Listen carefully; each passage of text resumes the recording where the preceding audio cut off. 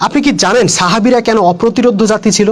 কেন তাদেরকে কোনো শত্রু কোনোদিন পরাজিত করতে পারতো না? কারণ সাহাবীদের মধ্যে এমন একটা গুণ ছিল যেটা পৃথিবীর অন্য কোনো সেনাবাহিনীর মধ্যে ছিল না। এমনকি তৎকালীন সুপার পাওয়ার রোমান ও পারস্য সাম্রাজ্যের সৈন্যদেরও সেই গুণটা ছিল না। সেটা হইল সাহাবীরা আল্লাহর রাস্তায় জীবন দেওয়ার জন্য সর্বদা লালায়িত থাকতেন। আমরা বর্তমান যুগের নামধারী মুসলমানরা বাইচা থাকার জন্য হাজারো উপায়ে কত চেষ্টা করি, কিন্তু সাহাবীরা ছিলেন তার ঠিক বিপরীত। তারা মৃত্যুর জন্য লালায়িত থাকতেন আর শহীদ হবার সুযোগের জন্য নানা রকম ফন্দি ফিকির করতেন। যুদ্ধের জয় নির্ভর করে সৈন্যদের মনোবলের উপর, সেজন্য সব যুদ্ধের কমান্ডাররাই কৌশল করে থাকে কিভাবে শত্রু বাহিনীর মনে ভয় ঢুকিয়ে দেওয়া যায়।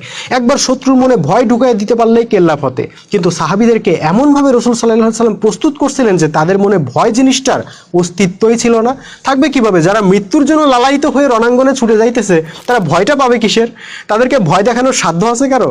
আজও যদি আমরা মুসলিমরা মৃত্যু ভয়কে জয় করতে পারি, যদি সত্যিকারের উম্মতে মুহাম্মদী হইতে পারি, তাইলে আরবের কাফের মুশরিকরা যেভাবে সম্মিলিত আক্রমণ কইরাও মদিনা দখল করতে পারেনি, তেমনি পৃথিবীর সমস্ত সাম্রাজ্যবাদী শক্তি একসাথে আক্রমণ করেও মুসলিমদের একটা দেশেরও কোনো ক্ষতি করতে পারবে না।